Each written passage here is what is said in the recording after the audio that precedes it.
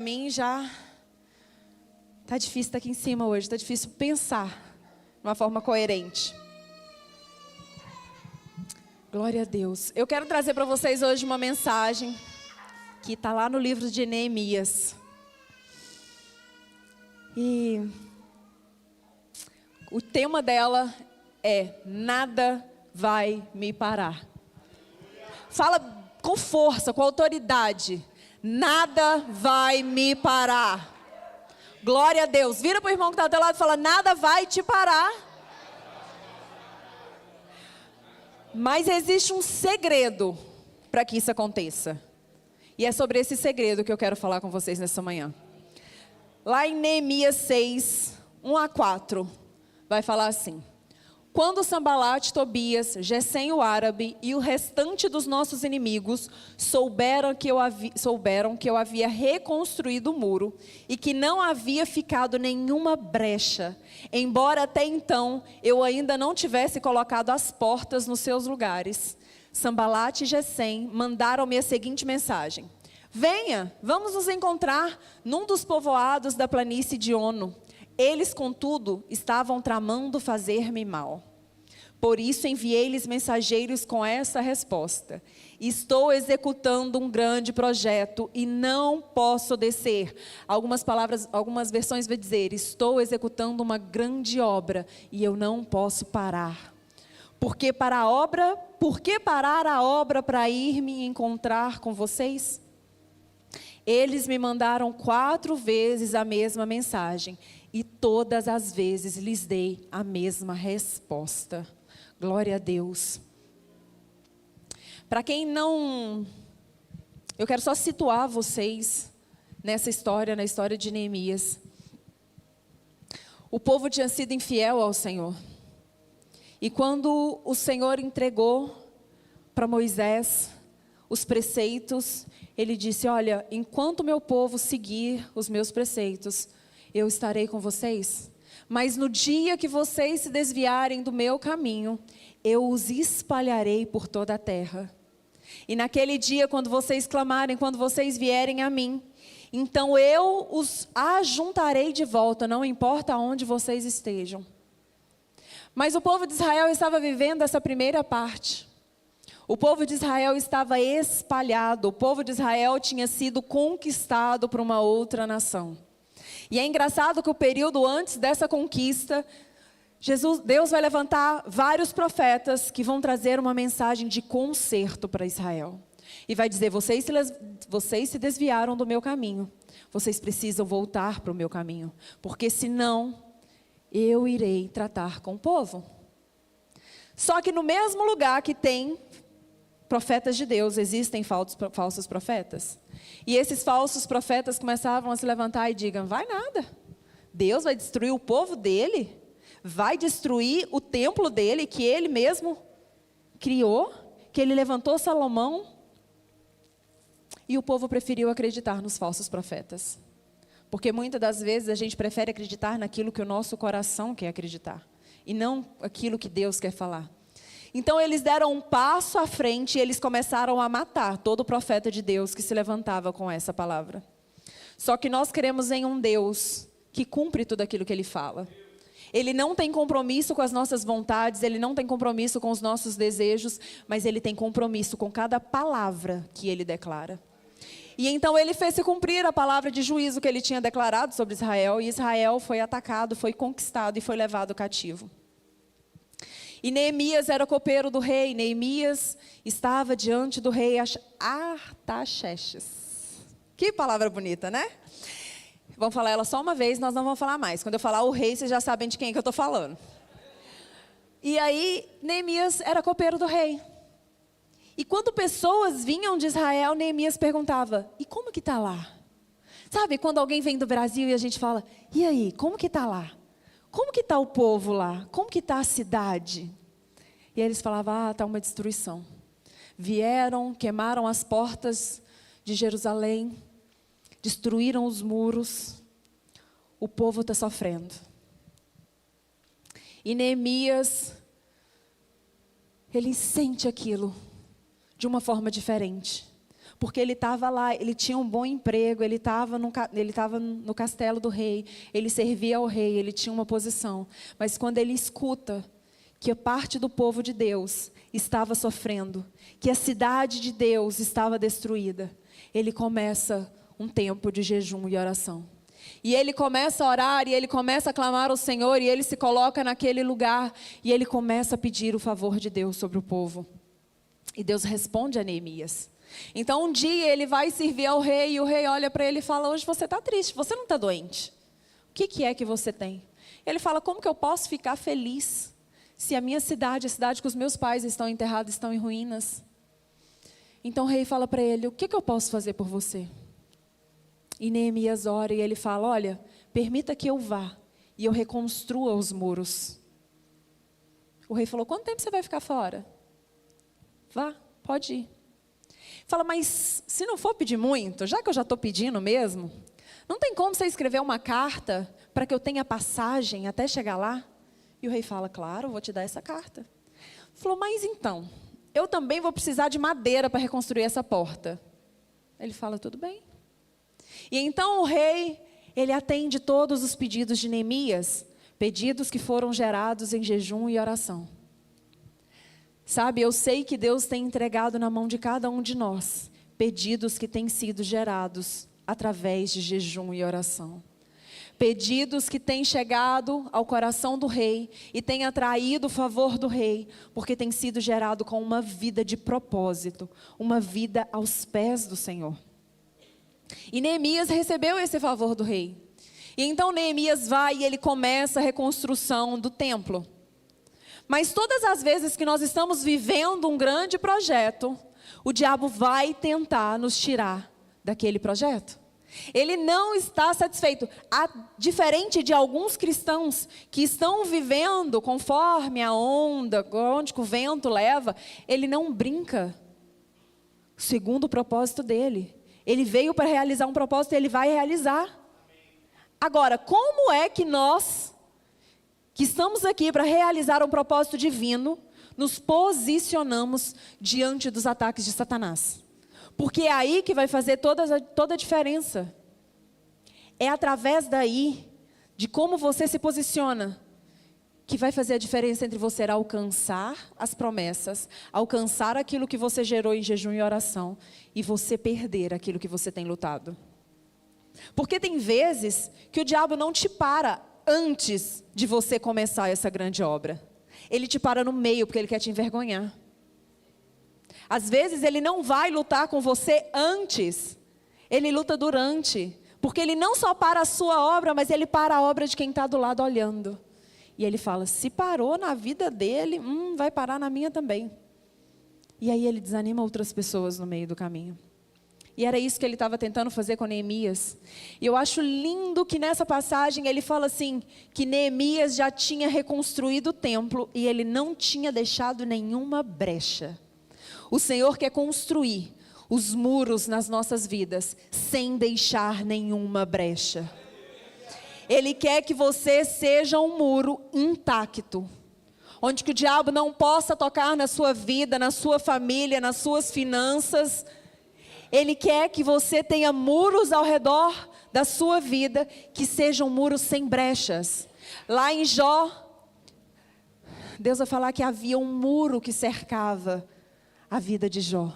Que nessa manhã nós construímos muros que cerquem as nossas vidas, que impeça o ataque de Satanás, que impeça que as maldições, que impeçam que as lutas e as tribulações possam vir nos derrubar. Porque em tribulações nós vamos ter, a Bíblia já estabelece: no mundo tereis aflições, mas tem de bom ânimo, eu venci e vocês também vencerão. Então nós estamos firmados numa promessa, uma promessa que nos garante que apesar das tribulações, apesar das dificuldades, apesar de tudo aquilo que quer nos parar, nós temos garantia na vitória que é Cristo. Amém? Mas para você ser imparável, para você não parar no meio do caminho, existem alguns passos que você precisa tomar. E é sobre esses passos que nós vamos falar nessa manhã. São sobre esses passos que Neemias tomou. E o primeiro passo é: não se distraia. Não se distraia. Hoje o diabo não está mais, não é que ele não está mais, mas ele não tem focado tanto dentro da igreja em distrações ilícitas. Hoje ele tem focado muito mais em distrações lícitas, aquelas que te tiram da presença de Deus de uma maneira muito sutil. Você começa a colocar a sua família em primeiro lugar e coloca Deus em segundo lugar. Você começa a colocar o seu trabalho em primeiro lugar e coloca Deus em segundo lugar. Você coloca os seus filhos em primeiro lugar e coloca Deus em segundo lugar. Você vai construindo bezerros de ouro para você, que parecem lícitos. Está tudo ok eu amar a minha família. Amém, glória a Deus, eu amo a minha também. Mas a minha família não pode ser mais importante do que Cristo na minha vida. Está tudo bem eu ter prazer no meu trabalho, mas o meu trabalho não pode ser mais importante que Jesus. Quantas vezes a gente ora, a gente pede, Senhor, abre uma porta de emprego. Pai, eu preciso trabalhar, eu preciso. E Deus abre, e aí você para de vir aos cultos, você para de ter comunhão com os irmãos, você para de ter tempo para orar, para jejuar, para ler a palavra. E você fala, eu estou muito cansado, mas foi a porta que Deus abriu. Você conseguiu tornar a sua bênção em maldição. Você pegou algo que é lícito, porque a Bíblia vai falar que nós devemos trabalhar. Lá no Éden, Deus já dá para Adão uma função. Ele fala, vai, ara a terra. É lícito você trabalhar. O seu trabalho não pode ocupar o lugar de Deus na sua vida. É lícito que você tenha filhos. É uma ordenança de Deus. Vá, multiplique, enche a terra. Só que às vezes a gente faz os nossos filhos o nosso bezerro de ouro. Nosso bezerro de ouro. A gente coloca os nossos filhos num pedestal e a gente só consegue olhar para eles. A gente não consegue mais ouvir e ver Deus falando porque nós estamos focados em um lugar. A gente está mais preocupado com o que Deus quer fazer na vida deles do que o que Ele quer fazer na nossa vida. E às vezes a gente deixa o nosso propósito morrer, porque nós estamos muito focados em o propósito de outra pessoa. Às vezes são as nossas amizades. Não é bom que um homem fique só. O Senhor dá uma auxiliadora, o Senhor dá uma companheira. E essa companheira tem que ser a sua melhor amiga. Esse companheiro tem que ser o seu melhor amigo. Mas ele não pode te tirar da presença de Deus. Não pode. Nós precisamos caminhar juntos em direção a Deus. E às vezes nós somos distraídos por essas coisas. Nós estamos em rodas de amigos que nos trazem distrações, que nos tiram do caminho, que nos tiram do propósito de Deus. Às vezes é o telefone. Quantas vezes a gente tem horas e horas para estar nas redes sociais, passando vídeo de um lado para o outro, mas quando chega no final do dia você fala, eu não tive tempo de ler um versículo. Não vou falar de capítulo. Eu não li um versículo. Nem a notificação da Bíblia que chega no meu telefone, eu tirei o tempo para ler. Eu fiz aquela oração hoje, mas foi aquela oração da fome, sabe? Senhor, abençoa essa comida em nome de Jesus, amém. Eu esqueci até a gratidão porque eu tenho comida na mesa. Eu estou tão distraída por tudo aquilo que eu tenho, que eu já não consigo mais dar valor às pequenas coisas. Eu estou tão distraída por todos os meus sonhos e a vontade de conquistar as coisas, que eu não consigo mais ter tempo para Deus. Hoje você pega o telefone, você vai, na maioria dos aplicativos, o tempo de vídeo é menos de 1 minuto, é 30 segundos. E isso nos levou a ter uma vida tão rápida, que a gente já quer o próximo conteúdo. E às vezes você para ler a Bíblia e você fala, tá, mas e aí, o que vai acontecer? E Deus está ali falando. Você não consegue mais parar para ouvir. Você está mais distraído com as vozes externas do que a voz do Espírito Santo na sua vida. Ele ainda distrai o homem com os pecados. Ele ainda distrai o homem com a pornografia, com os jogos, com a mentira, com a traição. Mas dentro da igreja eu percebo que ele tem nos distraído com as coisas lícitas. E nós estamos sendo enganados por Satanás. E continuamos vivendo uma vida distraída. A gente vive sem propósito, a gente tem passado pela vida. E até mesmo os nossos propósitos, quando nós encontramos, nós fazemos ele de qualquer jeito. Eu vou pregar? Não, sábado à noite, meia-noite, eu posso sentar, eu escrevo qualquer coisa. E aí eu subo lá e falo. Eu vou para a igreja louvar, mas tá tudo bem, eu estou aqui cantando assim, meia boca. Minha mente está lá na segunda-feira já no trabalho, na comida que eu tenho que fazer, na roupa que eu tenho que lavar, nos apontamentos que eu tenho durante a semana. Ah, está falando de dízimo e oferta? Ah, que isso. Eu estou mais preocupada com as minhas contas para pagar do que cumprir o mandamento do Senhor. E eu falo, quer saber? Semana que vem eu entrego o meu dízimo, porque aí se der, eu entrego para Deus a parte daquilo que Ele me deu. Se não der, Ele vai entender, porque Ele é amor, Ele sabe o que eu estou passando. E nós nos mantemos distraídos. E a gente acha que está tudo certo. Ah, mas eu vou na igreja, pastora. Não, eu estou lá todo domingo. Está batendo cartão só, meu irmão. E está sendo distraído. Neemias estava lá e eles falaram, olha, vem encontrar com a gente. Talvez Neemias pudesse falar assim, olha, eu já construí os muros, não tem brecha. Só falta a porta. Não tem nada a ver eu dar uma paradinha aqui para lá encontrar com eles. Uma pequena distração. Foi tão difícil construir esse muro? Vou dar só uma paradinha aqui agora. E às vezes a gente está caminhando no nosso propósito, alguma coisa aparece no nosso caminho e você fala, ah, é só uma paradinha. Eu vou dar só uma olhadinha para aquilo que está aqui na minha direção. E você esquece completamente para onde você estava indo. Você se distrai e aí você começa a olhar para um lado, para o outro. Sabe o que eu acho interessante? A gente vem para a igreja supostamente para louvar e engrandecer o nome do Senhor, para render cultos de louvor e adoração, correto? Amém? Glória a Deus. Mas às vezes eu tenho pessoas que chegam para mim e falam, pastora, fulano está em pecado. Não, porque eu vi fulano fazendo isso. Pastora, você precisa chamar fulano para conversar, porque durante o culto, no meio do louvor, ela estava no telefone. Eu falei, meu irmão, e você estava olhando para ela?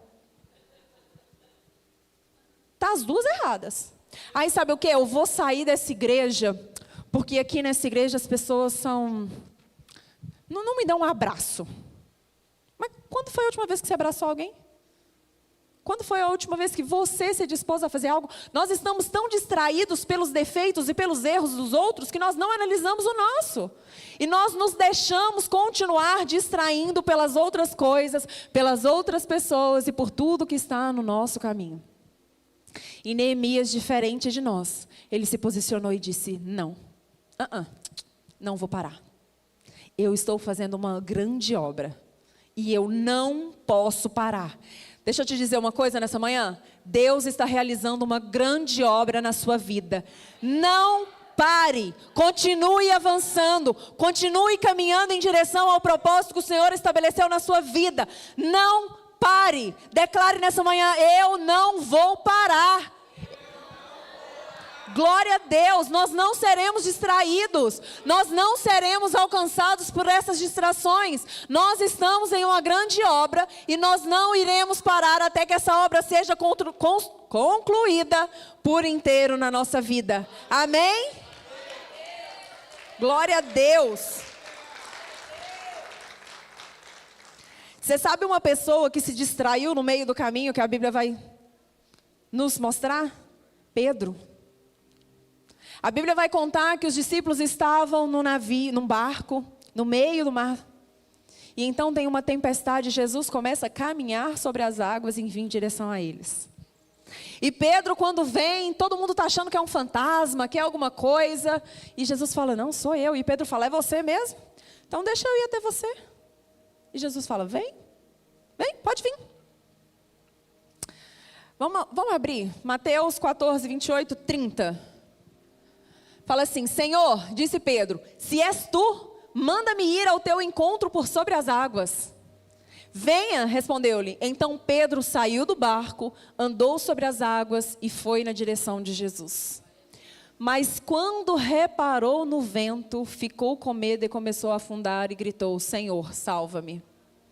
Sabe o que eu acho engraçado? Já havia tempestade antes. A tempestade não começou quando Pedro começa a andar sobre as águas. Quando ele saiu do barco, já existia a tempestade. Mas lá dentro do barco, ele diz, Senhor, chama que eu vou. E Jesus fala, vem. E aí, no meio desse caminhar, ele se distrai. E aí, ele tira os olhos de Cristo por um minuto e olha para a tempestade. E aí, tudo vai embora e ele começa a afundar. Quantas vezes na nossa vida nós estamos clamando e Jesus está dizendo, vem, pode vir ao meu encontro. Vem caminhar no impossível. Ninguém ainda caminhou sobre as águas, você vai ser o primeiro. Vem, eu tenho algo maravilhoso para te entregar, eu tenho um milagre para realizar na sua vida. Agora não se distraia, não tire os olhos de mim, porque um momento sem os olhos de mim podem te afundar. É um momento, as circunstâncias não mudaram. Existia tempestade antes de Pedro sair do barco e a tempestade continuou. A diferença é que em uma os olhos dele estavam em Jesus e na outra houve uma distração. As circunstâncias podem não mudar, mas a partir do momento que você tiver com os olhos em Cristo, o milagre vai acontecer. Porque é Ele quem garante a palavra dele. Sobre a palavra dele, Pedro andou sobre as águas, mas através da distração de Pedro, Pedro começou a afundar. Nós não vamos nos distrair. O segundo ponto que eu quero trazer para você nessa manhã é: não negocie os seus princípios. Porque quando o diabo ele não consegue te distrair, ele vai tentar a segunda melhor coisa. Ele vai tentar que você comprometa os seus princípios. E hoje a gente tem tanto crente dentro da igreja que acha que a Bíblia não é literal, que eu posso aceitar uma parte da Bíblia e a outra não. As partes que eu gosto eu sigo, as partes que eu não gosto eu deixo para lá. Deus tinha dado uma ordem para Neemias. Na verdade, Neemias fez um pedido para Deus e Deus tinha aceitado. E o pedido era: reconstrua os muros. Reconstrua os muros. E aí Sanbalat e Tobias vem até ele e fala: olha, vem, vamos conversar. E ele podia falar assim: se eu for lá conversar com eles, talvez eles vão facilitar a minha vida e eu vou conseguir terminar esse muro aqui muito mais rápido. Talvez se eu fizer um acordo com eles, vai ser muito mais rápido de eu terminar isso aqui. E quantas das vezes, quando a gente está realizando uma grande obra, nós começamos a receber algumas propostas, e nós começamos a querer dar uma quebradinha na palavra, só uma torcidinha, para que a gente possa cumprir o propósito que Deus colocou na nossa vida. Quantas vezes a gente quer dar aquela, sabe? É só um jeitinho brasileiro, né? A gente gosta de dar um jeitinho. Nós amamos muito a Deus, até que a vontade dele não esteja alinhada com a nossa. E então, é tanta religiosidade, é tanta gente que nem sabe, porque Deus é amor. Deus é maravilhoso. Não, Deus não vai fazer isso não, Gabi. Você está achando que você não consertar a sua vida, você vai para o inferno, que Deus te criou para ir para o inferno? Ah, lógico que não, Gabi. Você vai acreditar nessa baboseira? Não, deixa eu te falar, você vai viver uma vida plena, gostosa, maravilhosa, você vai fazer tudo o que você quiser. E quando você morrer, mesmo você tendo vivido uma vida longe de Deus, Deus vai te levar para viver com Ele a eternidade inteira. Não faz sentido? Não, meu irmão, não faz sentido. Não faz sentido. Ou a gente obedece tudo aquilo que Deus determinou sobre a nossa vida, ou a gente não obedece nada, porque 99% de obediência ainda é desobediência. Não comprometa os seus princípios. Ah, mas aqui, ó, é só uma pequena...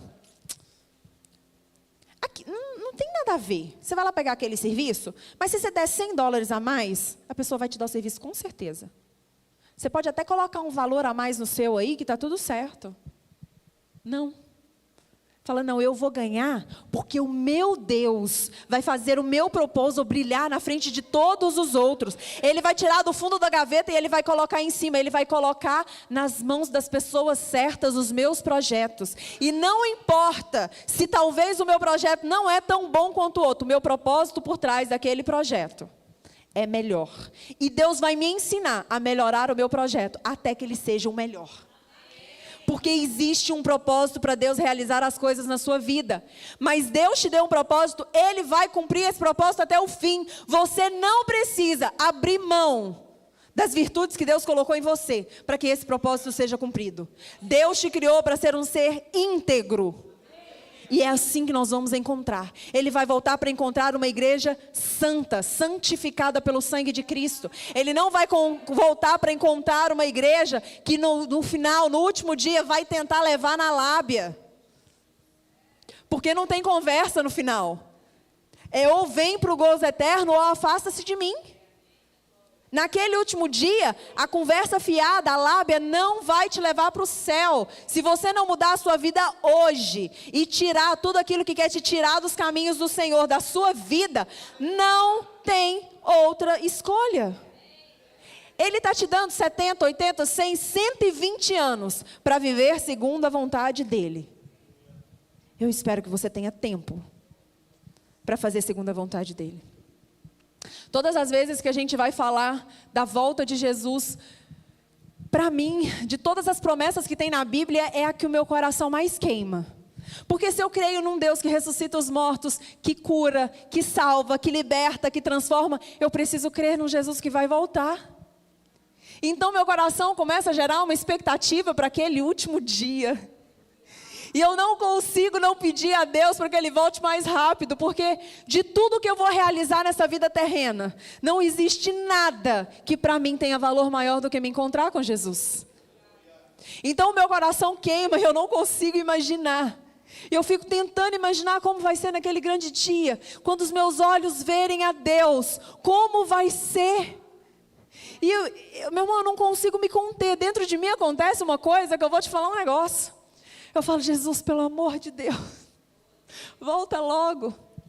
E hoje de manhã a gente estava vindo para a igreja e a Alexia me perguntou assim, mamãe, como vai ser quando Jesus voltar? E eu comecei a explicar para ela. E aí no final ela falou assim, a gente não vai saber quando Jesus vai voltar, né, mamãe? Eu falei, não, a gente não vai saber. Mas a gente sabe que Ele vai voltar. E ela falou, se eu não estiver aqui, podia tanto ter uma televisão no céu, porque eu queria tanto ver esse momento. E eu falei, filha, por favor, que Deus escute essa oração e tenha, para que a gente possa ver esse grande dia. Mesmo que a gente já tenha ido morar no céu, mesmo que a gente já tenha ido morar no Pai, que naquele grande dia a gente possa participar disso por inteiro. Porque para mim é a maior realização da minha vida cristã. Vai ser o dia que nós vamos subir para morar com o Pai. Amém? É o grande dia. Toda obra que a gente realiza é que para esse grande dia chegue mais rápido. E por último, eu esqueci de dar um exemplo, né? De outra pessoa que negociou os princípios e acabaram perdendo. A gente tem Esaú. Lá em Gênesis 25, 29 e 34 vai falar assim, olha. Certa vez, quando Jacó preparava um ensopado, Esaú chegou faminto, voltando do campo. E pediu-lhe, dê-me um pouco desse ensopado vermelho aí, estou faminto. Por isso também foi chamado Edom. Respondeu-lhe Jacó, venda-te primeiro o seu direito de filho mais velho. Disse Esaú, estou quase morrendo de fome. De que me vale esse dinheiro? Esse direito? Meu irmão, naquela época, a maior honra, existia uma bênção sobre o filho mais velho, que o pai derramava sobre o filho mais velho. E a gente está falando de uma linhagem que vem lá de trás.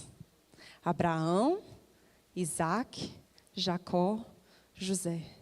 Então, Abraão, Isaac. Deveria ter sido Abraão, Isaac e Esaú. Mas Esaú, no momento que ele estava ali faminto, ele tira os olhos do propósito. E ele diz, eu estou aqui morrendo de fome. Imagino que não estava morrendo em nada. De que me vale isso? Se eu já vou morrer mesmo? Eu prefiro a comida. E quantos de nós vendemos a nossa bênção por algo que é passageiro? Que vai te sustentar por algumas horas. E em seguida você vai precisar de novo, porque ele nem trocou por algo eterno. Ele trocou por algo que ele precisaria novamente daqui a um pouco tempo. E às vezes a gente troca a eternidade por coisas que nunca vão nos sustentar por inteiro. Por coisas que daqui a pouco, na próxima hora, você vai ter que novamente ter aquilo, para que você seja sustentado. Ele trocou a bênção da primogenitura por um prato de lentilhas. Que nós não façamos isso. Que nós sejamos sábios. Vejamos pessoas que já passaram por aquelas coisas. E dizemos, eu não vou por lá. Eu já sei que deu ruim. Que nós sejamos inteligentes para fazermos as coisas conforme a vontade de Deus. E o terceiro ponto que eu quero falar com você nessa manhã é, não abra mão da presença de Deus.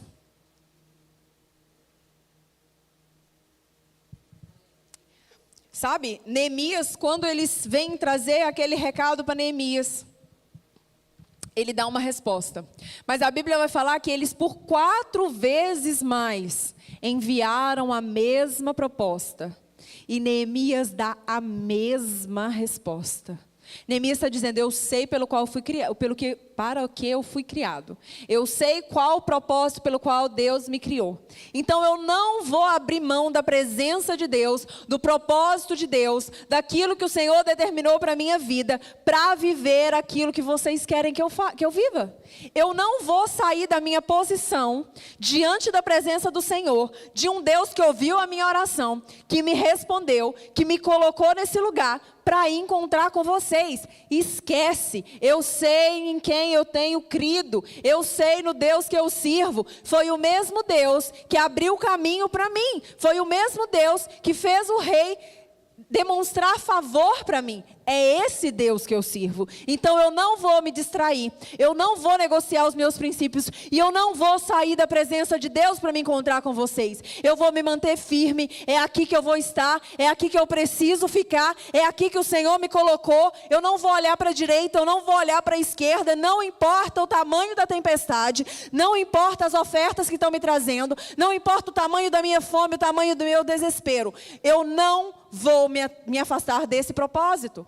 Eu não vou me afastar desse projeto. Eu só saio daqui o dia que esse projeto terminar. Eu só saio daqui o dia que a promessa se cumprir. Eu só saio daqui o dia que o milagre for completo. Eu não saio daqui até que o Senhor me dê uma ordem.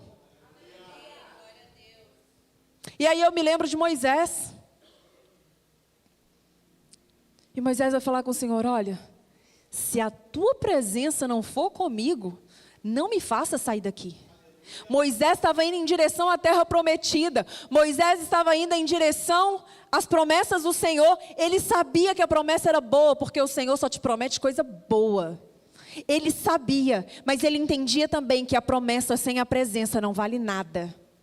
A promessa sem a presença não vale nada. Não adianta você alcançar as promessas do Senhor se você perder a presença dele no meio do caminho.